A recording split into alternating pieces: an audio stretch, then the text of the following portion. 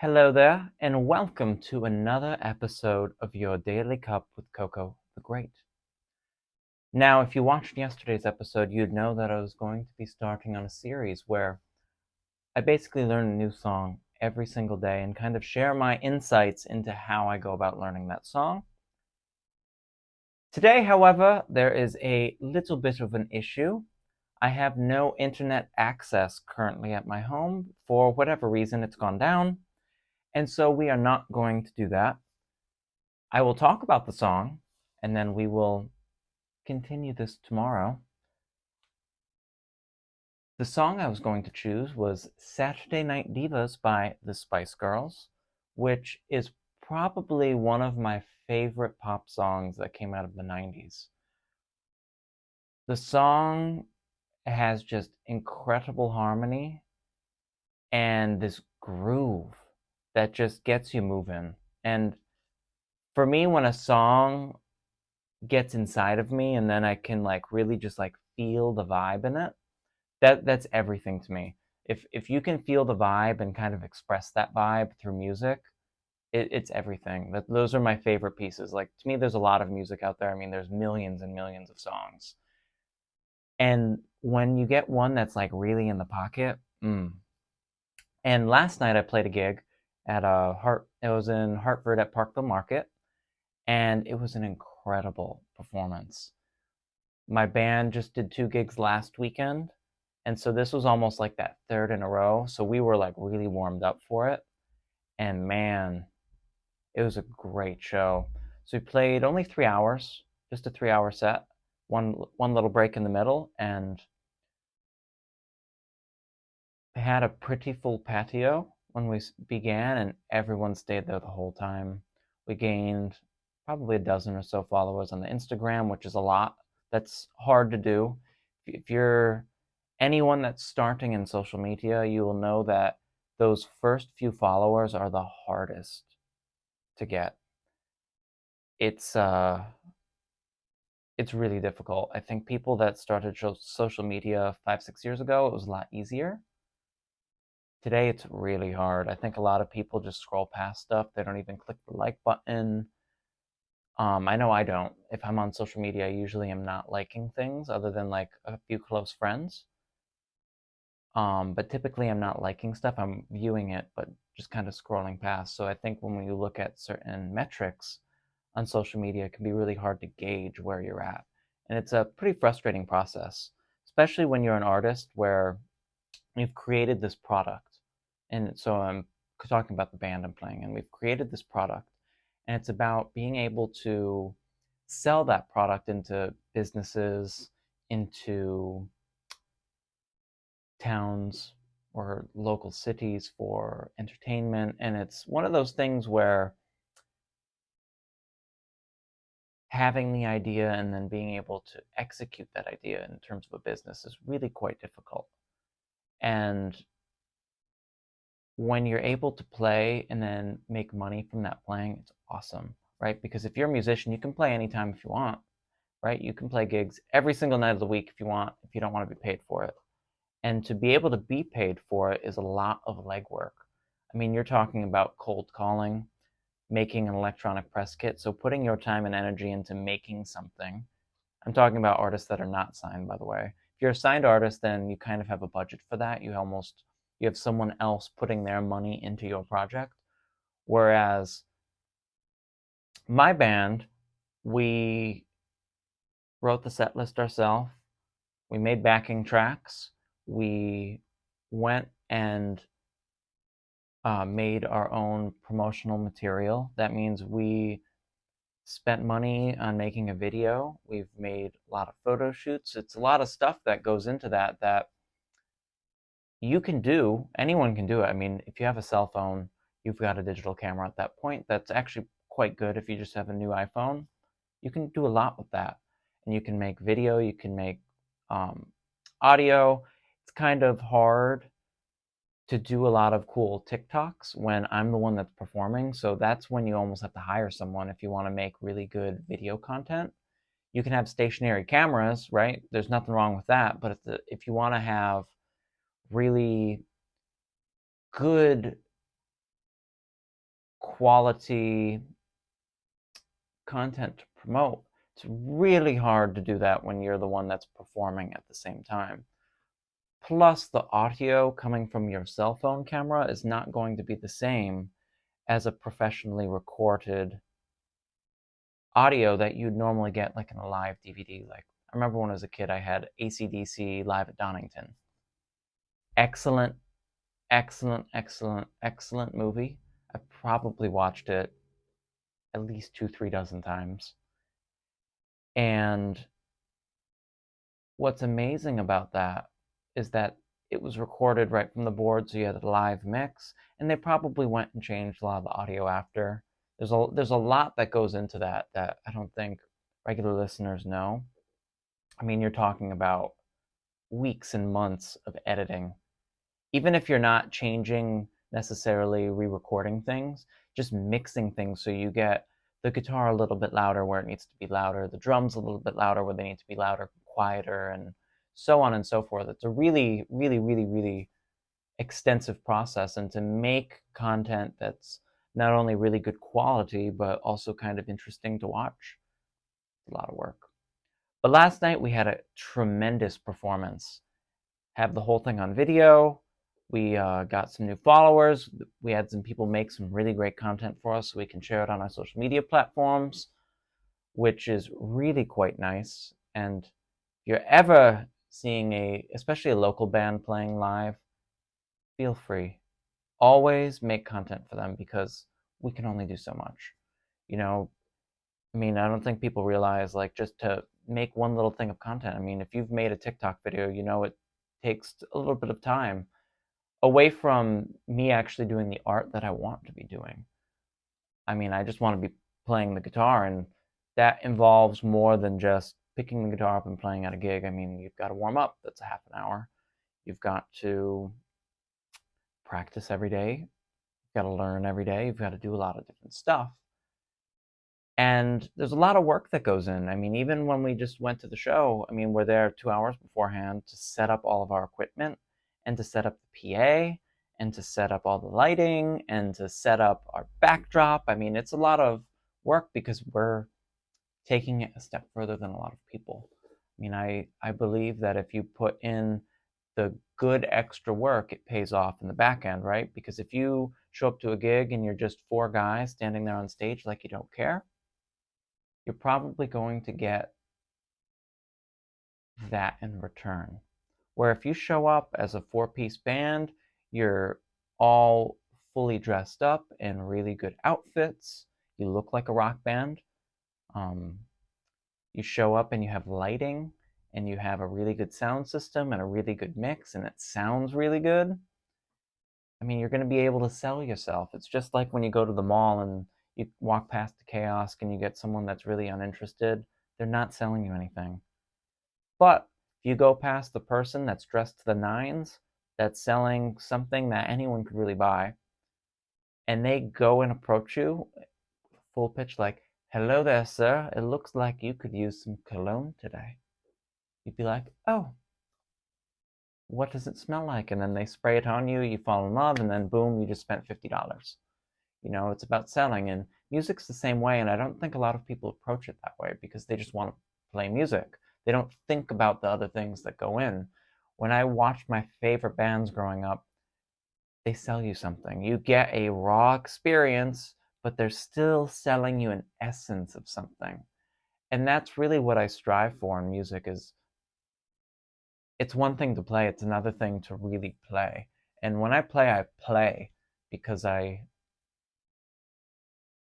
feel like that's the only way to do it, right? When I first started playing guitar, I didn't want to learn what everyone else was learning. I just wanted to play the things I wanted to play, but I wanted to play them, so I wanted to listen to them too. You know, it's kind of like a selfish thing to think about, right? Where I'm playing so I want to enjoy it. If I'm not enjoying it, how is someone else going to enjoy it? So I really push myself to do anything that I am doing very well, and so that it comes across very well, so that someone else can enjoy it, because I hate going to see a live band and they're out of key, They're not really understanding what it is they're doing, and it's a breath of fresh air when you see a band playing and they're great. And then it makes me sad when they're just kind of standing up there, like staring at their instrument, not being able to perform, not being able to engage because they're too worried about playing all the right notes. Where I appreciate that they're playing the right notes, but at the same time, you want that little bit of extraness. Like you wanna be able to dance with them. You want to be able to show up and have an awesome time. And it's something that I really, really, really focus a lot of energy on. Like right now, I'm just wearing a t-shirt because I'm at home. It's kind of hot today in the New England. We're going to have a cold front with a lot of rain coming in, but currently it's probably like 75 or 80 degrees in this room, and it's quite warm, and all the fans are off, so it wouldn't disturb the microphone. But I'm usually showing up, I'm wearing all sorts of flashy getup. I've got sequin jacket, I've got some gold glittery pants and a cool shirt on. And one, I want to wear that, but two, it makes people pay attention to you. You know, if you show up and you're just wearing a t-shirt and cargo shorts, people are just going to walk by you and kind of discredit anything you're doing, even though if you're doing a really good job. People are going to discredit it, right? Because you're just presenting your backyard barbecue, right? You're not presenting you as a band, you as an artist, right? You have to think about these things. Everything has layers. Onions, say onions have layers, right? Start at the middle and you just keep peeling, and then you open it up and you have the blooming onion. And art's the same thing, especially a performance art like music. So I approach music as a way of performance art, right? So not only are you getting the sound, but you're also getting me dancing a little bit. You're also getting the image of me being this cool little rock star in your backyard. You're also getting the lights. You're getting that sensory experience. You're getting a lot more than just turning up an iPod really loud, because you can do that, right? That's the thing, like, especially today with what we have at our disposal. When I was a kid, you had to either have the record at home that your parents bought and were just sitting somewhere. You had to have the CD you could steal from your sister, or you had to watch VH1 or MTV, and if they were playing music, that's what you got to listen to. You don't know how many times I heard Sheryl Crow waiting for the bus in the morning because that's all that VH1 played on pop-up video. You never watched that. Be grateful, because you used to have to listen to the same thing every single day, no matter what. They decided what you're listening to. Not today, where you pull up your Spotify, you can literally listen to anything. You can listen to live performance, you can listen to one song from one artist, then another, or you can listen to albums, you can do anything. Where back when I was a kid, you know what? You had to listen to an album, and if you wanted just one song off of it, you had to take that one song, put it on a mixtape or a mix CD, and just play those. Amazing, right? We can just make a playlist now, and then you can just share it with all your friends. Before, you had to burn a CD. Literally burn a CD, and you're limited to 78 minutes. Or 82 if you got really good CDs. But that brings me back to the performance of last night. So it was great, right? We had a great audience, and it's nice when you're able to connect, and I feel like we always make that connection because I take those extra steps to make it comfortable, right? I live in New England. People are not very friendly, or they are, but they're not. They don't like to engage with one another typically. They're very much, this is my little world, I live in my little home, you are in your little world, your little home. We're not even going to wave at each other. When you walk by someone on the sidewalk, they don't say hello to you. You walk through the grocery store, unless you ask someone, no one's saying anything to you. And even if you go to like a checkout, I feel really bad for some of these people where they just don't want to engage with the world, and it's kind of sad. Because usually when they do engage with the world, someone else is probably being mean to them. Fortunately, where I live, that's the case a lot of the times where you get people that are just really angry and upset and they just take it out on the lowest common denominator. And it's a cycle, right? So then when you're playing music for people like that, that are in that little world, in that little bubble, you've got to try really hard to pull them out of that shell and get them to come to you, get them to want to enter your world, because that's what you do when you create a performance. When you're standing up there on stage, you're not just playing your instrument, you are engaging, you are creating a world for people to want to escape in. At least that's how I approach music. That's what music was always for me. There's a reason why I went to my room, which was just my little corner of the world, and I put on AC/DC Live at Donington. Because now all of a sudden, I was in that world where there was all these flames, all these fireworks, cannons, really cool visuals. Then that made me want to aspire to be something more. And yeah, that's why music is more than just playing. There's plenty of people that can play. There's plenty of people that can write a song or perform a song. But it's another thing to get connected with people. And there's a lot of artists coming out now where I don't feel that connection at all. There's a lot of music where it's like, especially pop music, where it's like, I don't really get that. But then you listen to something like Saturday Night Divas by the Spice Girls. That to me was written at a time where you had the best writers and the best producers and the best of the best actually making that. Especially British pop music, I feel like put a little bit more emphasis on that. I mean, really good American pop music does the same thing. Like, there's a lot of really good Britney Spears songs. There's a lot of really good NSYNC songs where if you really listen to them, you're like, yeah, that's a really well song. And if you just had a rock band playing it, people that listen to rock music would be really digging on that NSYNC song. It's gonna be May. Right there's a song to check out. But check it out through the lens of a guitar player, and you'll be like, yep, that's a rock song. And Saturday Night Divas was a song for me that really has a good flow in it. It's got that groove, and it just sells. Spice Girls, they're all amazing vocalists, and their harmonies together are incredible. Say what you want about them, but there's a reason they were the Spice Girls. And that's what I aspire to be when I go and play live, you know. Those were my friends growing up. I didn't have friends. I had one or two very close friends, and then after high school, you go and you move out, you go to college, you start from scratch. And for me, that was really hard. I didn't really get connected with most people. And again, I only had a few friends. And then once college ended, you're in your apartment by yourself. And then all of a sudden, it's like, okay, where are my friends now? And so for me, it's always been music. The bands I play in are pretty much my only social contact outside of going to work or a job. And now I really don't do that as much anymore. So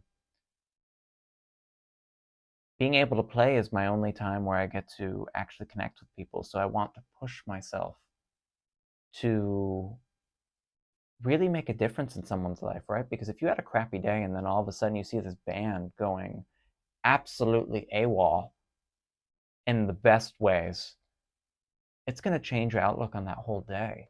Now, that day wasn't a bad day, it's an okay day because the performance I just delivered you made all of that go away, even for an hour or 25 minutes as you're waiting for your food to get cooked.